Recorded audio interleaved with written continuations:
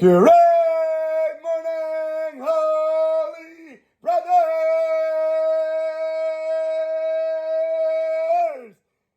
Thank you for joining us on our pathway to peace. What's your peace saying? Peace!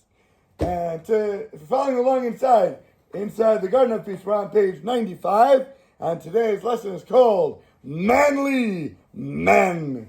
Here we go. That's right. Show it. So, to be a man, to be or not to be. After learning the previous chapters, when we talked about not making any what? Comments. Forget criticisms. That's like way kindergarten level. Comments, at least in first grade, you understand. It's not just you can't tell her when things are bad. It's you can't tell her when things are neutral because they're going to be interpreted in the wrong way. Or you might have other intentions. Like, oh, I think we were supposed to get off the highway over there, honey. Right? Or, oh, thank you for making, not thank you. Like, oh, you made potatoes tonight? What does that mean? What, you don't like potatoes? Or the potatoes are not good? What are you saying it for? I think everybody in their level. No criticisms, no comments, no matter what level, 0 to 1,000 you're on. Yes, but I just want to tell the audience. Tell the audience. So they know 100%. Because I was never a Eliezer student always. Only the past year or two. I don't believe it. So wait. You're always a super saiyan. Okay, but now when I tell my wife, or she asks me, oh, you think I should get this? I'm like, yes, of course. She knows I'm 100%. It's like, I know you're lying to me. Because she knows I'm anti-shtiyot. And now when she's buying shtiyot, she's like, oh, you think I should get this? And she's waiting for me to tell her no, just so she's not buy. I'm like, yes, of course you should get it. She's like, why are you lying? You're like, at least some honesty once in a while. So meaning, you have to use the honesty really when it's needed, You have to be more real in your love and affection and care for her. If it's not real inside, then when you say something, it's going to come out. She's going to see it in your face. She's going to hear it in your tone. But I guarantee you, if you're not meaning it inside, it's going to show on the outside. Your goal is to make it real inside, then you'll have no trouble anymore. Okay, ready? So, we talked about no comments, besides no criticisms, and making her, what, in your life? First place, number one. Number one, above yourself. Above yourself. Meaning, if you want mint ice cream, and she wants vanilla, and we can only buy one carton, we get the vanilla and say, honey, today I really want to have vanilla ice cream. I have I know normally I like mint, but today I have a craving for it. So can we get that one? Because it would make me extremely happy. Not like, oh no, but you like mint today, and you're only saying that to make me happy. I'm like, I really, momish want it today. Really. Hopefully, the listener, the watcher, the reader can understand these principles and I think it's the first time in a year I've sneezed on camera. Let me know if that's true or not. Okay, and so people can understand that you accept these laws and you make them real and implement them into your life. So now we're going to continue to follow this advice, this understanding, and we will enjoy all the brachot, all the bountiful blessings that come from having this kind of peace in the home. But, God forbid, if for some reason one felt that the concepts that we talked about were a little off, felt a little strange, weren't so real, my wife doesn't understand, she's not going to get it, it's not so clear, it's not so realistic, come on, let's be real, or it's impossible to apply all the time, you can't do it, she's going to know, you're going to crack. I need to hire now somebody in my house to do shipping, in and out, to receive all the boxes from Amazon and to do all the returns. I thought you meant to ship your kids out. No. What do you mean? It's meaning like, if your wife asks you, I think you should get it. If you don't want to have a full-time employee at your house, in your living room, shipping return labels and Amazon boxes, you better tell her the truth. If it's shtiyot, don't buy it. We're going to kick him out of the class today and invite him back tomorrow. Okay. He wasn't able to accept them because he doesn't understand that making shipping boxes are part of his mitzvah, and this is what Hashem wants him to be doing. Then he needs to read this very extremely carefully. Listen up to what we're saying. A lost cause. Are you a lost cause? Are you going to keep talking that way? Here we go.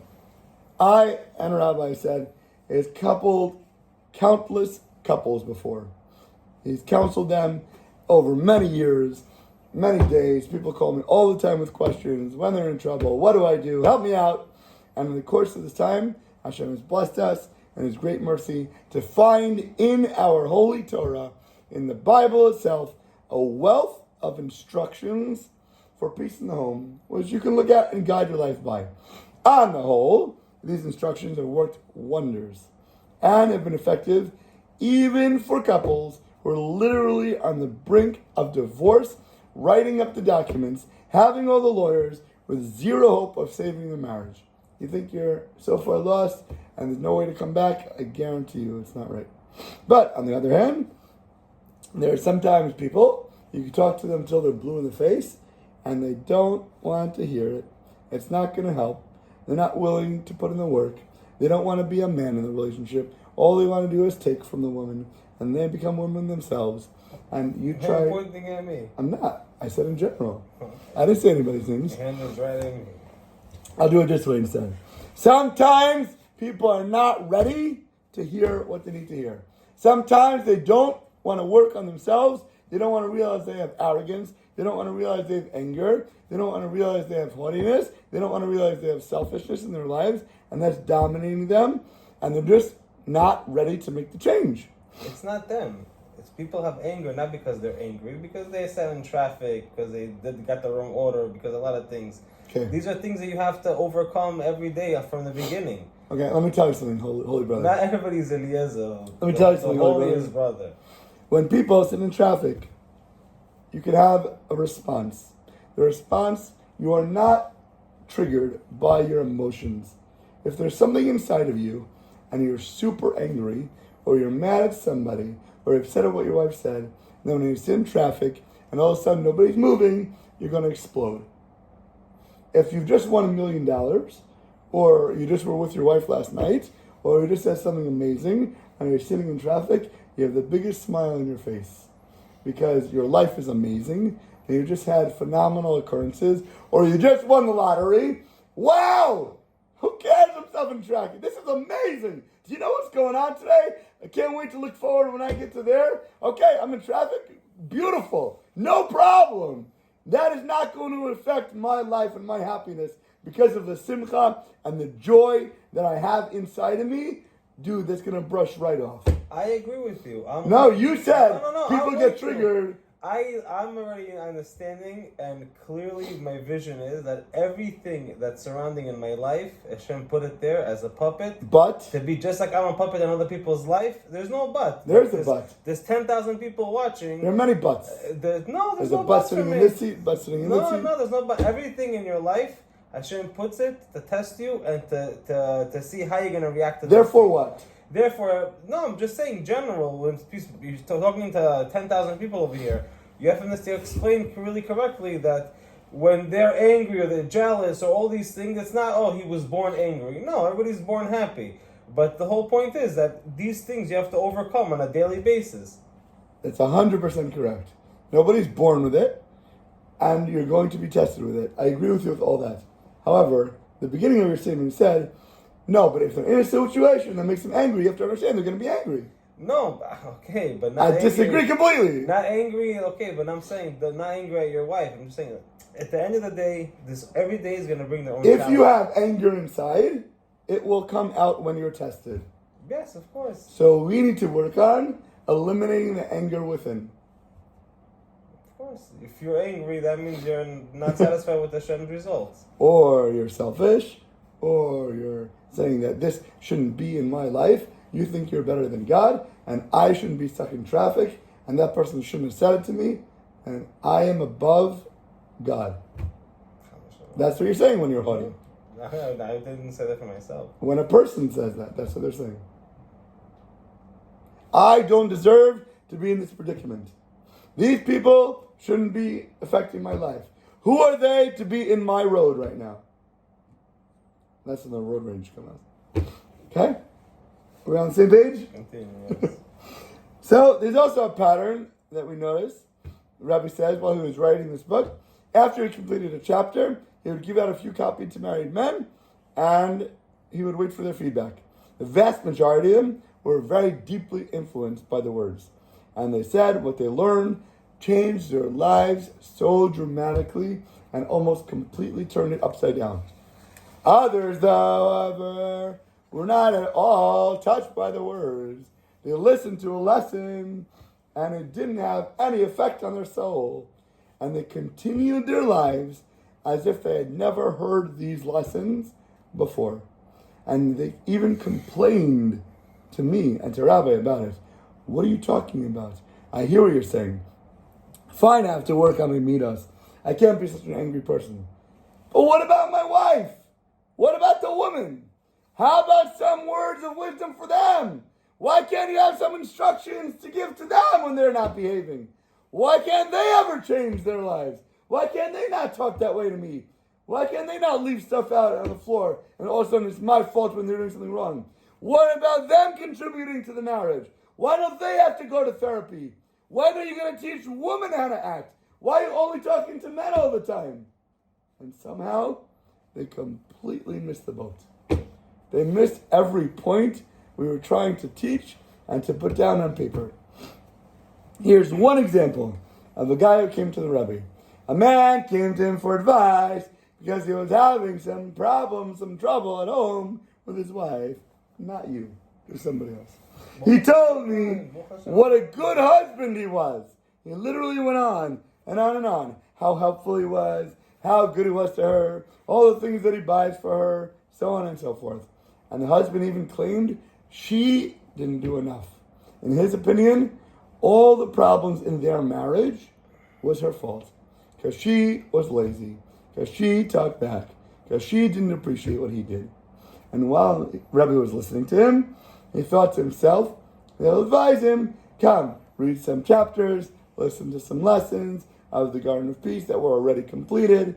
He was sure that once he would listen to them, once he read them, once he would understand them, he would see that there are really things that he needs to work on more. And while he was waiting for the guy to finish the story, he suddenly pointed to those very chapters on the desk that were in front of him, and he said, I have a friend that you gave these chapters to, and I've read them. I've seen them. I've listened to the lessons. Believe me, I try to do every single thing that you say that were written down, the words on the page. But it's not helping me. It's not helping me not because I'm not listening to them. It's not helping me because she's crazy. She's not normal. I can't apply these lessons to that type of woman. That stumped Rebbe. He was shocked, dead in his tracks, like a deer in the headlights.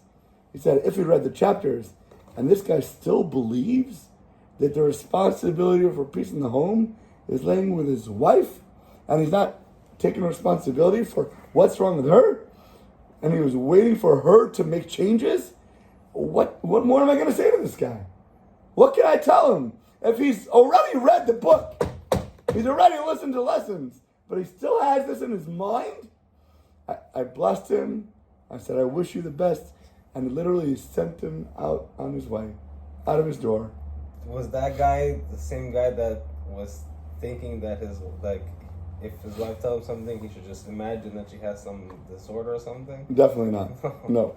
So Rabbi gave him a bracha, he gave him a prayer in his heart.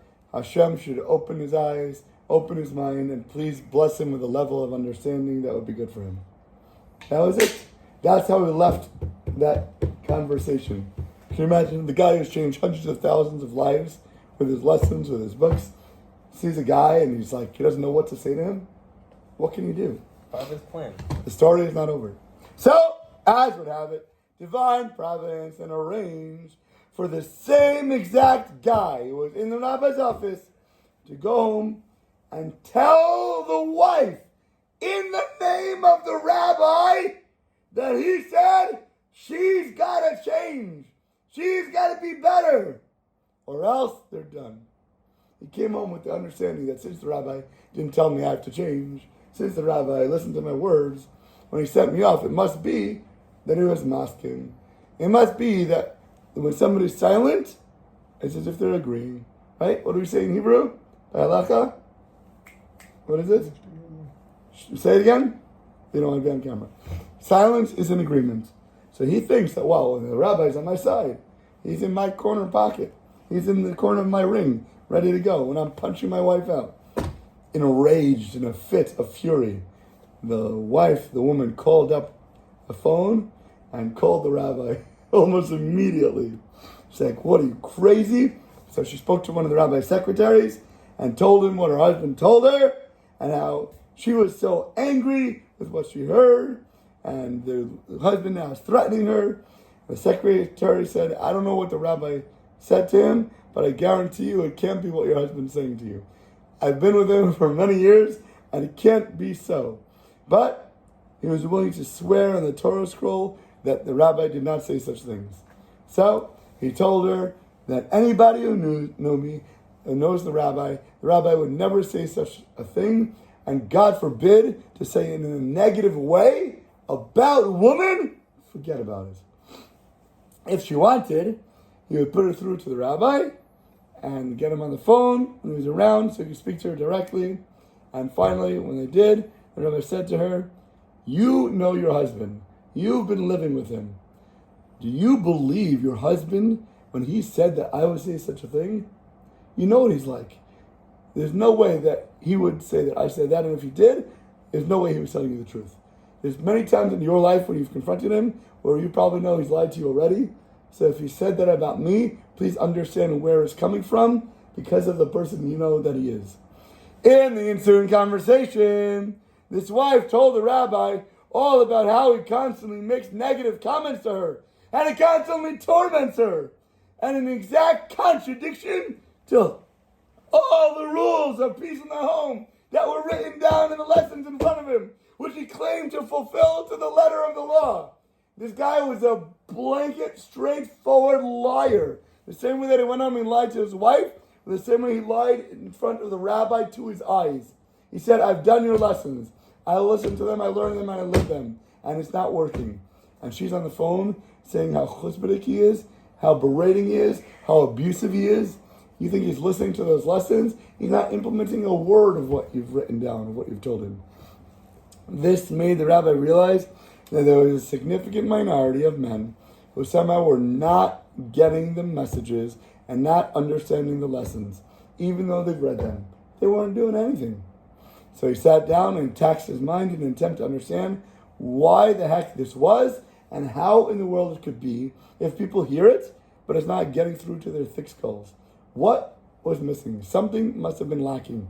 So, after reading this over and over again in the previous chapters of listening to the lessons, how could a husband still blame Shalom Bayis on his wife when he's not willing to do the work?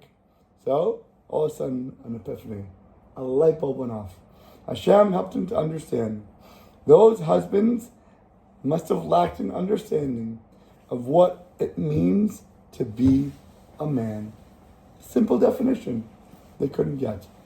The principle of a man's role, as we've said before, over and over again, in the backbone of this book, the entire understanding of what these lessons are, is a man, by definition, must be a what?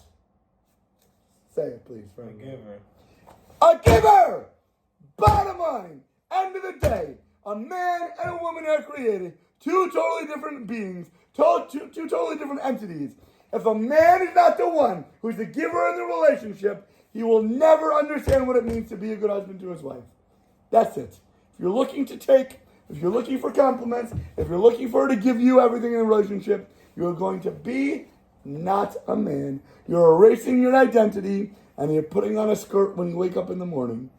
All these lessons and instructions stem from this one unifying, underlying root concept. This is why the book is directed at men. There's not the book for women, because the definition of man means to be the giver. We don't come out and say, "Hey ladies, get up and run out, start working in the morning, start giving everything of yourself, go buff yourself up in the gym, stop trying to be the She-Hulk in the relationship." Women are amazing. Women by nature are nurturers. They have specific roles that they're much better at than we are. If we were sent home to try to raise the kids like women do, we'd fail miserably. If we had to give birth to babies, I promise you we wouldn't push them out. They'd be stuck inside us forever. What they go through, the endurance that they have, the capabilities and the levels that they can achieve, We can only wish to understand, forget try to achieve by ourselves. We are pathetic beings. We have so many more commandments in the Torah that we have to do that they don't have to do. All the mitzvahs, man grama, the time-bound commandments. We have to do this at this time, this at that time. Women already got it. They're clicked in by nature.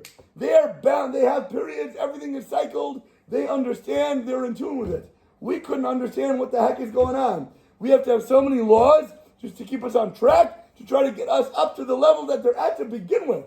Every single time the Jewish people were on the base of extinction in history, we were only saved by merit of a woman. This is true. You look everywhere in Tanakh, everywhere in Torah, everywhere in Bible. It was always because of a woman, Jewish people were saved. If they had to rely on a man to do it, we'd be extinct by now. You wouldn't even know what a Jew was in this day and age. This is why the book is directed by men, because we have so much more to do, to work on, to be able to fix the relationship of the husband and wife. And next time, we're a little over time, we're going to go into understanding the creation of male and female and what that means and how to apply it everywhere in our lives. Have an awesome day, seriously!